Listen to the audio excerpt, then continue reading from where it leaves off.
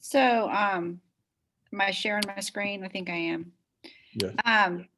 So yeah, we got briefed on it by, I think, IT before we ever started school, and I never dove into it, but I can tell a few people had been in it. I got into it when I was out for a few days, and I needed to be able to proctor what was happening back in the classroom. And so I was going to give just a quick guide. I think everyone should have hopefully you have the access to this securely briefing, and I have links in there that you can just kind of self-teach yourself. So I kind of really want to give you an overview, talk about how I use it, and kind of highlight the features that you could think about using it for. It's kind of one of those, you kind of scaffold it, you start doing some of the simple stuff, and then you probably want maybe at some point get into some more advanced features that it can offer. I've gone ahead up here. I've given you the link to get to where you can set this up at and start this. It's securely.com/classroom, but this link will take you there if you haven't been there already. Basically, Securely does monitoring for you. It can help guide your students to particular websites, can keep them focused by keeping them off of particular websites. And it's another way to communicate in the classroom, either remotely or just within the classroom walls. There's some other features that we haven't used yet: raise hand and two-way chat. Raise hand requires like it's not an app, it's a Chrome extension. The kids have to activate it on their Chromebooks. We haven't gone into that yet, and I probably would try to practice that in case anything went south around here and we had to go remote again. Again, trying to balance, we got Zoom and we've got this. I don't want a whole bunch of different communication devices, but trying to figure out which one might be the better route. But I'll be looking at that maybe in the next couple of weeks. I know there's people out there, how many of y'all already, is Clayton on here? Are you using it, Clayton? Yeah, I am.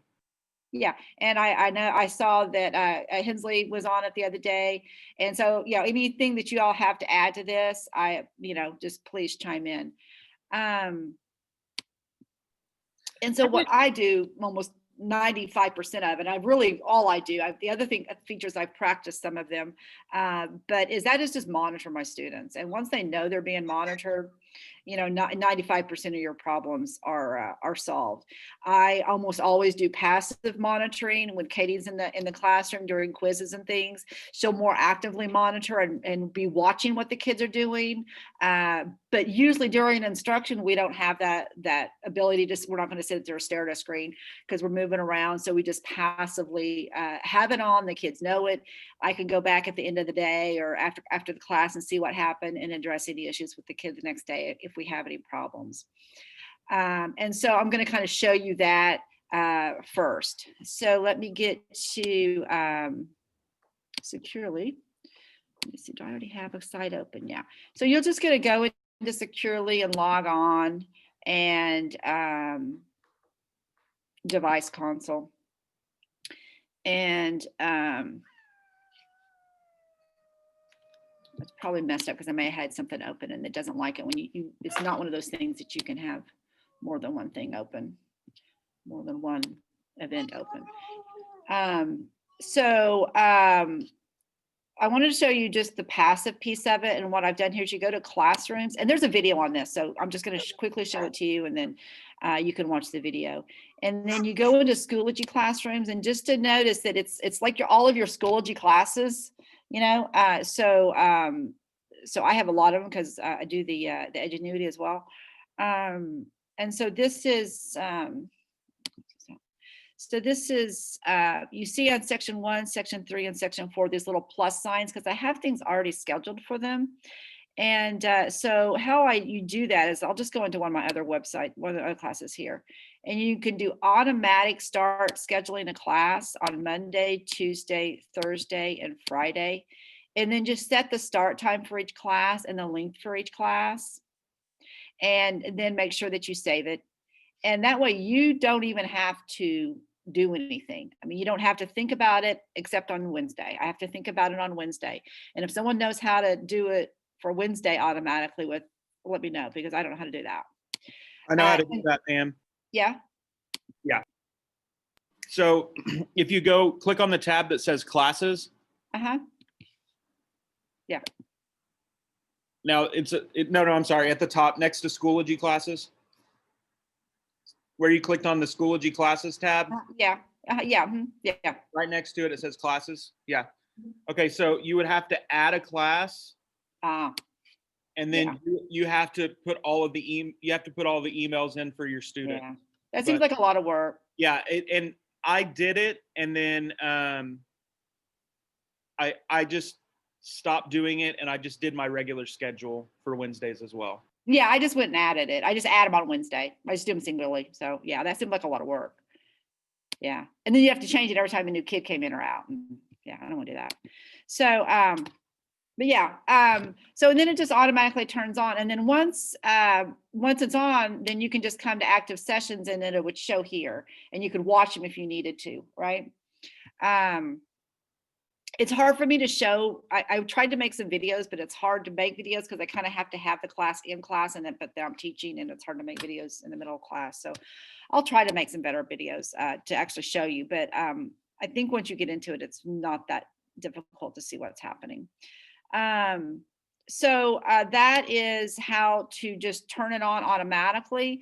And then if you in teacher tools on Wednesdays, I just come in here and I go to the session that I want to turn on. Let me just click this guy and I just start the class and then I just give it like 45 minutes or however long the class is and then click start. All right. And so I just do that on Wednesdays. It's easier than trying to figure anything else out. And you do want to turn it off. Like if you have it automatic, you want to turn it off over a long weekend, like when we had fall break. I had to turn it off because it was like recording what the kids were doing when they were on fall break. And then I just come back and automatically turn it back on again. That was just a few clicks. So any questions on, that way you can, then I wanted to show you that when you do that, once you do that, you get these automatic replies. So here's this, this was 2 days ago, 5th hour. And these were the sites that the kids were on. And I just quickly, I don't see a problem. And so I'll just delete it because everyone was where they were supposed to be. If I see a problem, then I just kind of open it up more and it gives me every kid by name, by alphabetical order, what they were on. I can find the kid that was off task. Like one time it was on, I was out and I was recording it and a student was on Amplify the whole hour. Well, I went and looked at it, it was a kid that was home on distant learning. So she happened to do science during that time. Another time I had a kid had like 3 different hits to Fox Sports. And I talked to Kid about the next day and they apologized. They were just trying to get something done for a class real quick. And, it was about 10 minutes at the end of class that they were doing. I said, well, just, try to, if you need that, ask me before you just go dive into that. Right. And they're like, okay. And really, since I've had it turned on, there's been like 3 or 4 times people have been on a site that, I didn't want them on, that was not productive. So you'll get that email and that's what I do. And then again, the active monitoring, once you turn it on, you can like see what the kids are doing. You can turn off, like if they're doing something not supposed to, you can turn them off and so forth. So, and that's kind of more helpful, I think, when we first got started, but after that, then they just kind of left it alone and they don't go where they need to go. And so here you can watch these videos. All right. You can watch videos on how to schedule that. If you didn't follow it here, you can watch a video how to schedule a one-time event, and they're only like a minute long. So, and then if you're going to go a little bit more advanced, is you've got to be able to add links if you want to do more than that. And personally, I think doing that monitoring takes care of just about anything you need to do, but there are more features to it that we're going to discuss quickly. But to do that, you have to be able to add links. And there's a little video about how to add links. And I'm just going to show you where it's at. And you can go watch the video if it's something you're interested in. And it's here under web links. And let me open them all up here. And you can see, this is how I know who all's using them, because people have added the links. So Mr. Campbell's got some things in there. I don't know who some of these people are, so maybe I'm not sure who Brian Holmes is. Ms. Beasley's in there, and Mr. Allen's been in there. So you can see some of the folks that have been in here and have developed these links. These links help you like manage what the kids are working on and push things out. And again, that's in web links. And you can create it here. I'm not going to do them for you. You can watch those videos that will show you how to do that. So once you have web links set up, then you can get into some of the more advanced things like guiding and focusing kids on certain things. You can push a specific, I want you on this website. I can lock you into a website, or I can just give it to you, but let you be able to some other websites. I don't do that. I think the only time I would do it if it was a really like difficult website to get to and I wanted to make sure we were all on the same page. I think maybe in history, that'd be something you would want to do if you're looking at an article or something and you wanted everyone on this one particular article, and it was a little bit easier just to push it to them and then tell them to go to it or whatever. But what I did find useful is this screen lock, all right, where you can just lock the screen. It doesn't kick them off what they're doing, but what I really find in class a lot is the kids just get so focused on their laptop that they're just enamored. They're just staring at it, and if you're trying to give instructions, they're not listening to you. And so there's this feature in screen lock that when you're in a classroom, I'm going to have to open a classroom up real quick to show it to you. And again, it's in this video, but I can open a classroom up real quick. And once you're in a classroom, you've got this screen lock. There's other things we can talk about, but the screen lock is just locks their screen, and you can customize what you say to the kids, like, hey, heads up, or, stop the test now and look up at me, or, whatever you want to say to them, but they can't do anything on their device once you activate screen lock. Then you can just release the screen lock, and then they go back to working on what they're working on. It doesn't shut anything down. It doesn't close anything down, but it does stop what they're doing. And there is in the video that's available, it shows you how to even do that for an individual student. If you have one student that you just need to stop, right now, we're stopping right now for whatever's going on. I'm going to jump ahead because that's screen lock where it just stops and they've got a black screen with a warning and telling them to look up or whatever you've told them to do. That's different than announcement. Announcement is like, it just gives a banner across the screen that says, hey, don't forget, we've got a quiz tomorrow. Be ready for that. Or, 5 more minutes on the CFA, and then we're going to, be starting our next activity. And you just send that announcement out to all of the students, and it doesn't stop what they're doing. They just have to acknowledge that they see the announcement, and they just keep working at their own pace. Or another thing about this is you can send it to an individual student, and then you can say, okay, like, instead of announcing in front of the class, Bobby, stay after class and see me, you can just send Bobby an announcement. And that way you're not saying it in front of the class. It doesn't cause a disruption. You can just say, Bobby, I need to see you after class. And he sees it, no one else sees it. And then the class isn't disrupted. So again, screen lock just blocks you out. The kids are a black screen, heads up, eyes on me kind of thing. Announcement is very passive, just gives them some information and they keep working. Did you say the chat feature on this, we need to download another extension, or did I get information across that? Yeah, if you, the raise hand, I haven't used chat yet. I know with the raise hand, there's an extension that's already been pushed to them. They just have to activate it. And I haven't used that yet. I do want to practice it soon. I'm in a quandary. It's like, this would be a really good tool if we go distant learning again, but I don't know if it's something like you would have to balance. If we're going to be in Zoom, I don't want 3 different communication processes going on, right? So, so I don't know how much I would use that inside of a classroom necessarily, but maybe, yeah, you could. I was gonna say in my class today, because I'm using Securely to monitor, like kind of what you're saying, make sure they're doing what they're supposed to. Uh-huh. When I sent an announcement like during class, it went on their screen. They had to read it and acknowledge it, and move on. Yeah. So it didn't seem like it was something that was kind of passive, and I really dug that because I could say, "Hey, do this," and it was Yeah. I mean, I liked it. That's how I learned when I was at home. And that's what I would do too, is I just send a notice to the whole class going, hey, I'm here monitoring, but I had them, I had my Zoom open, my classroom Zoom open. And I say, if you've got any questions, just join me in Zoom. But I did not use the chat feature in there, but because I think they have to download another extension for that to work. Yeah, okay. I was just making sure there wasn't something I missed because I am No. trying to communicate with them. I have found that Zoom does not work for me with a tiny loud person. Yeah.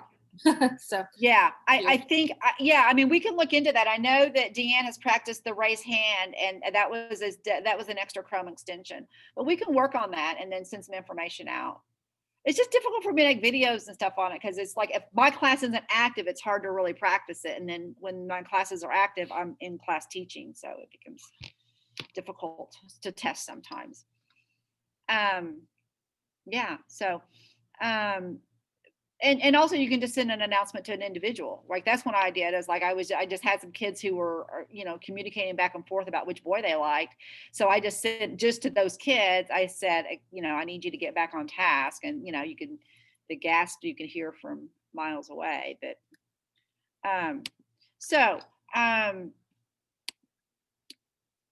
where was I at? Was this where I was at? Yeah. Did I talk about add links? Now you got me all bobbled. I did, right? And so, because I was talking about lock the screen. So this video here on this page, this is from Securely. So if you're wanting to do more advanced stuff, watch this video on this page. And because it was difficult for me to make a video about it because I had to actually be in an active class to make the video, and I don't have sample classes to practice with. So this video here, it's about 7 or 8 minutes, but he gives a lot of really good tips if you're looking to push URLs or force them to certain sites. That's where that information's at. All right. And then keeping them focused. I want to talk a little bit about building a custom block list, which is something that I have done as well, that I have found useful. So back in web links, there's a custom block list. And so what I've put here are 2 websites that kids go to cheat on multi-step equations. And I can't stop them from doing it the other 23 hours out of the day, but I can stop them for this 1 hour. And what I do is what I found is like when I was actively monitoring, I could see people go into these sites, or when I looked at the end of the day, I saw, oh, a kid went to Mathway, because Tiger Algebra was the big one, and then I blocked it. And then about a week later, I saw someone was in Mathway, and so I blocked it. And we'll just kind of keep doing this until we stop, finding those websites. So you can use this custom block just by adding the website that you want to block. And in math, there's a pretty obvious. I don't know about in history what that might be. Even if you got a kid that keeps going to some kind of game that he has access to, you could block it here just to stop him from doing that or her from doing that. There's a quick video about how to do it, but it's pretty self-explanatory. And then the other thing with focus is if you are actively monitoring it and you don't have anything blocked, but you can like just trash can. If a kid's on a website, you can just hit there's a little trash can next to it. You just hit it and it kicks them off the website. And after the couple times, they get the hint. And all of this going back to this guide to focus, and this is a 7 or 8 minute video from Schoology. I keep saying Schoology, Securely, and it explains all those things, and I think it's pretty helpful. And then as Tiffany was talking about, I think the communication. So between the passive monitoring, the active monitoring, my block site, and being able to communicate with the students is what I'm really using it for. And that communication can go making that announcement to everyone in the school, everyone in your classroom, or just to a single person. And so that's been very helpful in classroom management as well. Any questions? or comments, because I know there's a couple of y'all that are using it now. I was just gonna say, sorry guys, that if you have someone that is assigned to an admin role in your Schoology class, they will be able to see the Securely on there. So like paras, especially for history, they could be doing the active monitoring part if you have students that need that. And then, so it's kind of, as long as they're an administrator in your Schoology, they can do the Securely. Right. Yeah, so you can manage that yourself. You can put Yeah. an administrator in your, another teacher or a para in your Schoology if they're not already there, make them an administrator. And then now they have the rights in Securely. Good point. I really like it because I limited the amount of tabs my students could have so that they're not trying to do. I just wanted them to zero in and limit their distractions, and that's been a big help. I blocked YouTube today, and so that was like a mood killer for some of them. Yeah. But I really like the sense of control, because handing them with a Chromebook, and especially since I'm not there to be like stalking teacher, now I can be internet stalking teacher. I really like how much I feel like I have a lot more. I have like another hand in the classroom management aspect of technology. Okay, I'm gonna stop. Sorry. Yeah, it's helped me a lot. I mean, it just helps me, give me some sense of security that the kids aren't just out there floating around and doing something, no cyberbullying, doing anything like that. Because when I first turned it on, and they were all over the map. They were everywhere. I mean, the list was like this long of the sites I mean, there were probably 45 sites that my kids had gone on. The first time I just turned it on just to see what it was about. And now it's just basically the 10 to 13 of them at most on any given class. And so I think it's really helped keep them out of where they're not supposed to be. What I haven't done is I haven't like blocked it, say all you can be is on my 3 websites, because I mean, I do get that there are times when kids need to be over here, or some kid wants to go, the last 10 minutes of class, and they're trying to get this science project done before the teacher science class starts and all the math's done. So okay, you can do that. But I think it's been a big game changer in my classroom. Any other questions or comments, Clayton? Anything that you find helpful? I do like that it emails me a report like you mentioned earlier. So if there's something I miss between, like right now, my communication tool has been, I'll say, if you have a question, message me on Zoom or message me on Schoology. So if in that minute or two that I'm flipping back and talking to kids in another thing, I get that full report on every kid on what they've been doing in my class. Right. So I really like that. So it gives me a paper trail. But kind of like Josh said, I'm a little concerned about the extensions, because I know I've had a couple kids each hour that are not showing up on that screen where we can see what they're doing. And I don't know if it's because they're using their own laptop or if they're using some kind of extension. That's the only time where I'm a little confuzzled, but it might be an extension thing. I don't know. That's where I just called my classroom and talked to the kid, and they said, well, and I had them send me a screenshot or whatever. But I know I've had one kid each hour that was physically present, and the sub even looked to see that they were doing their work, but they didn't show up on Securely yet. So that's something I'm trying to figure out. Yeah, we may have to troubleshoot that and ask IT to find out why, because it could be something on that Chromebook that has been disabled, and it needs to be re-enabled. I mean, that's an IT question on that. I've not seen that yet. I've seen, I know if they're not on a school Chromebook, they're not showing up, but I've not seen where they're physically on a school Chromebook and they're still not showing up. Sometimes you can't see it, but they are. And then when I get the report, the information's there. Like there seems to be a lag. Are you doing this? Hang on, I'm gonna turn on my video. I've noticed that happens more on my MacBook than if I'm using my desktop, which I know when you're at home, that may not be an option, but I've noticed that if I'm using the desktop, that happens a lot less. The And lag. Yes. Yeah. And there, I mean, it's still recording. It's just you can't see it. right. There is there's also like a little refresh button. Sometimes if you click that refresh button, then it'll pop up. And sometimes you just have to go. I think whenever you see the smaller screens, you can look at a bigger image, like click on, I think it's an eye. Yeah. Sometimes when you do that, it'll bring just their screen up and it'll show it then. Yeah. But I have seen that it seems you can't see it, but it is being recorded, and you'll get it will be on the report that I got as an email. And I'm under the understanding it's only recording the browser. Is it not really recording extensions? Because that's what I'm concerned about with, like, if I go to, when I get back in class and doing Mastery Connect tests and stuff, making sure they're not cheating if they use that extension. Does it only monitor the browser? Does anything on the Chromebook? Do you know, Pam? That might be a question as well. It's browsing URLs is what it's browsing. Okay, but not extensions. Not that I know of. Okay. I haven't seen it. Katie, have you seen that? Okay. No. I think it's just the Yeah, it's a URL. It has to be on a URL. Like if they opened up the Chrome calculator, I wouldn't know that. What apps are they cheating on a test on?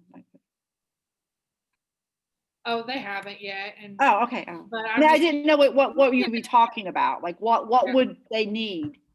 Josh, if they're like flipping back and forth to their online notes or something, or Googling a question. Oh yeah, you'd see that.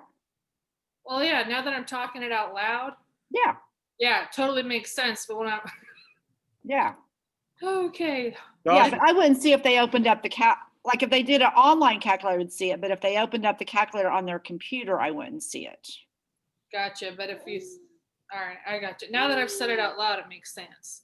Yeah, no, I see if they go to Google Docs. I see if they go to another, like if they're in Imagine Math, or if they're in Amplify, if they're in their HMH, I see all of that. Gotcha. Going back to the Wednesday schedule, yesterday when I was using it, I was able to almost force start a class, and then it just said, whenever you start class, I just changed it to like a 40-minute class and then hit start. Yeah. And I had one student that was in, it seemed like each class, one class, said, this student is still in an active class that another teacher was using. And I said, and it gave me the option to start class now. And so as far as Wednesdays go, I'm not going to worry about scheduling it. I'll just kind of manually start it.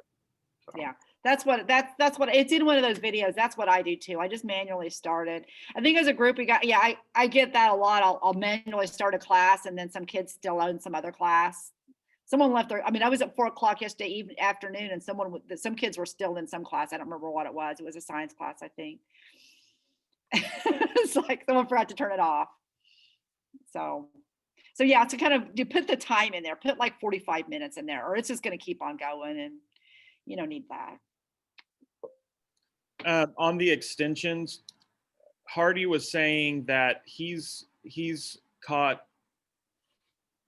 I don't know if he's caught, basically they're using an extension to message with each other and I guess cyberbully each other. And I think that's why he brought that question up. Yeah, well, what is that extension? And like, can they take it off? Can the district take it off? I have no idea. Yeah, I'd figure out what that extension is, and if that's what's happening, cannot the district not block that extension? I mean, that's an IT thing for me. I'm not for sure. If you let me know what it is, and we can practice it and see if it's showing up. I'll see if I can talk to some kids and figure it out. Yeah, and then we can see if it shows up.